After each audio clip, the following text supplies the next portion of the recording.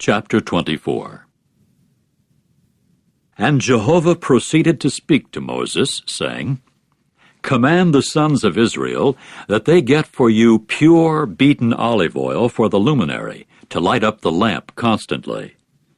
Outside the curtain of the testimony in the tent of meeting, Aaron should set it in order from evening to morning before Jehovah constantly. It is a statute to time indefinite during your generations. Upon the lampstand of pure gold he should set the lamps in order before Jehovah constantly. And you must take fine flour and bake it up into 12 ring-shaped cakes. 2/10 of an ephah should go to each ring-shaped cake. And you must place them in 2 sets of layers, 6 to the layer set, upon the table of pure gold before Jehovah. And you must put pure frankincense upon each layer set, and it must serve as the bread for a remembrancer, an offering made by fire to Jehovah. On one Sabbath day after another, he should set it in order before Jehovah constantly. It is a covenant to time indefinite with the sons of Israel. And it must become Aaron's and his sons, and they must eat it in a holy place, because it is something most holy for him from Jehovah's offerings made by fire, as a regulation to time indefinite. Now a son of an Israelite woman, who, however, was the son of an Egyptian man, went out into the midst of the sons of Israel, and the son of the Israelitess and an Israelite man began to struggle with each other in the camp. And the son of the Israelite woman began to abuse the name, and to call down evil upon it. So they brought him to Moses. Incidentally, his mother's name was Shelomith, the daughter of Dibri of the tribe of Dan. Then they committed him into custody till there should be a distinct declaration to them according to the saying of Jehovah. And Jehovah proceeded to speak to Moses, saying, Bring forth the one who called down evil to the outside of the camp, and all those who heard him must lay their hands upon his head, and the entire assembly must pelt him with stones. And you should speak to the sons of Israel, saying, In case any man calls down evil upon his God, he must then answer for his sin. So the abuser of Jehovah's name should be put to death without fail. The entire assembly should without fail pelt him with stones. The alien resident, the same as the native, should be put to death for his abusing the name. And in case a man strikes any soul of mankind fatally, he should be put to death without fail.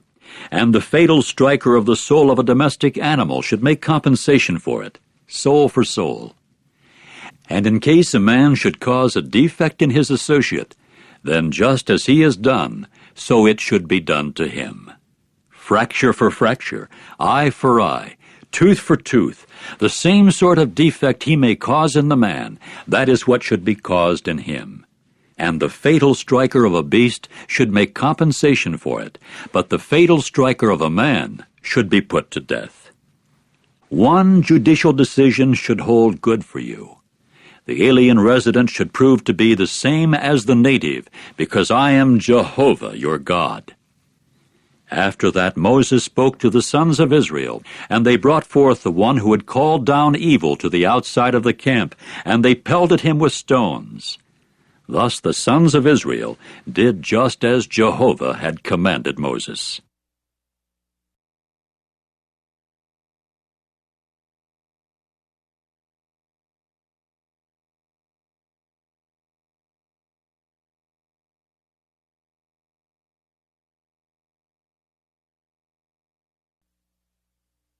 Chapter 25. And Jehovah spoke further to Moses in Mount Sinai, saying, Speak to the sons of Israel, and you must say to them, When you eventually come into the land that I am giving you, then the land must observe a Sabbath to Jehovah. 6 years you should sow your field with seed, and 6 years you should prune your vineyard, and you must gather the land's produce. But in the 7th year there should occur a Sabbath of complete rest for the land, a Sabbath to Jehovah. Your field you must not sow with seed, and your vineyard you must not prune.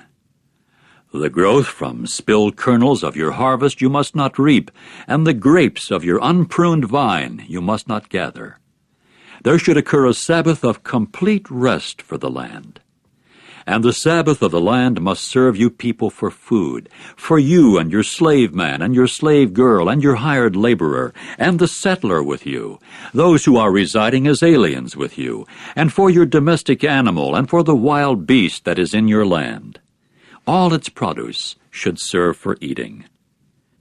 And you must count for yourself 7 Sabbaths of years, 7 times 7 years, and the days of the 7 Sabbaths of years must amount to 49 years for you. And you must cause the horn of loud tone to sound in the 7th month, on the 10th of the month.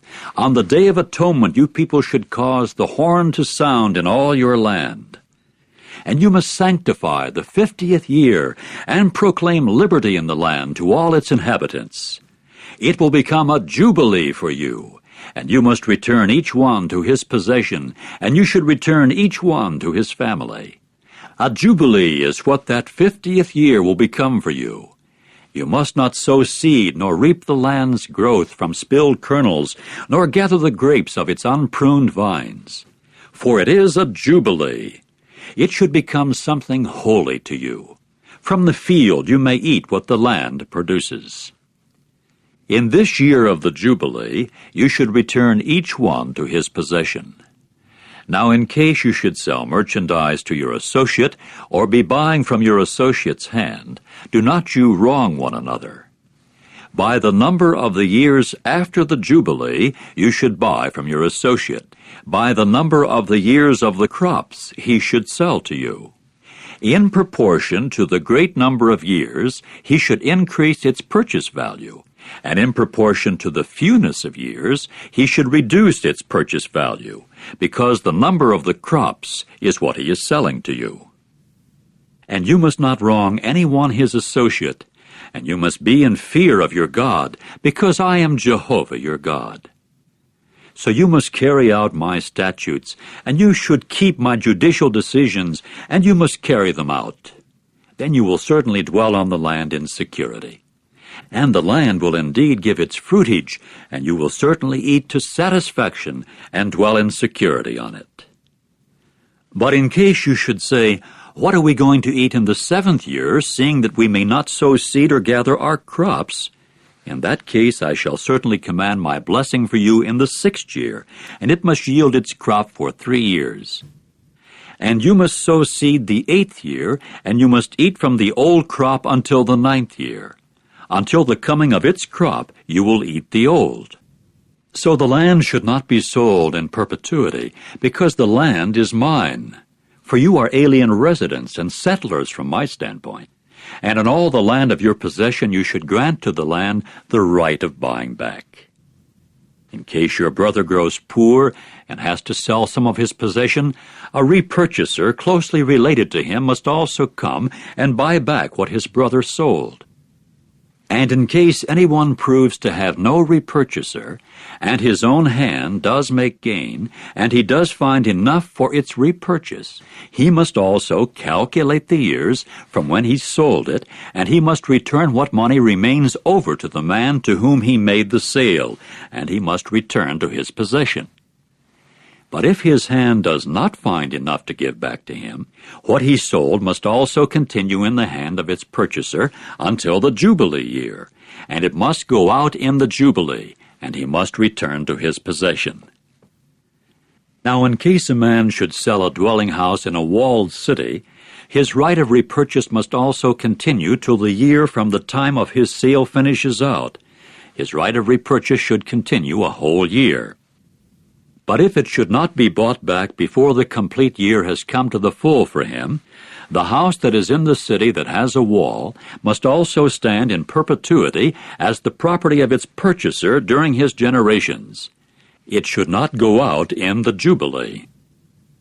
However, the houses of settlements that have no wall about them should be accounted as part of the field of the country.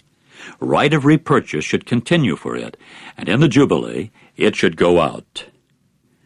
As for cities of the Levites with the houses of the cities of their possession, the right of repurchase should continue to time indefinite for the Levites. And where property of the Levites is not bought back, the house sold in the city of his possession must also go out in the Jubilee, because the houses of the cities of the Levites are their possession in the midst of the sons of Israel. Moreover, the field of pasture ground of their cities may not be sold, because it is a possession to time indefinite for them. And in case your brother grows poor, and so he is financially weak alongside you, you must also sustain him. As an alien resident and a settler, he must keep alive with you. Do not take interest and usury from him, but you must be in fear of your God, and your brother must keep alive with you. You must not give him your money on interest, and you must not give your food out on usury. I am Jehovah your God, who brought you out of the land of Egypt to give you the land of Canaan, to prove myself your God. And in case your brother grows poor alongside you, and he has to sell himself to you, you must not use him as a worker in slavish service. He should prove to be with you like a hired laborer, like a settler. He should serve with you till the Jubilee year. And he must go out from you, he and his sons with him, and he must return to his family, and he should return to the possession of his forefathers. For they are my slaves, whom I brought out of the land of Egypt. They must not sell themselves the way a slave is sold. You must not tread down upon him with tyranny, and you must be in fear of your God. As for your slave man and your slave girl, who become yours from the nations that are round about you people, from them you may buy a slave man and a slave girl. And also from the sons of the settlers who are residing as aliens with you, from them you may buy, and from their families that are with you, whom they had born to them in your land, and they must become your possession. And you must pass them on as an inheritance to your sons after you, to inherit as a possession to time indefinite. You may use them as workers, but upon your brothers, the sons of Israel, you must not tread, the one upon the other, with tyranny.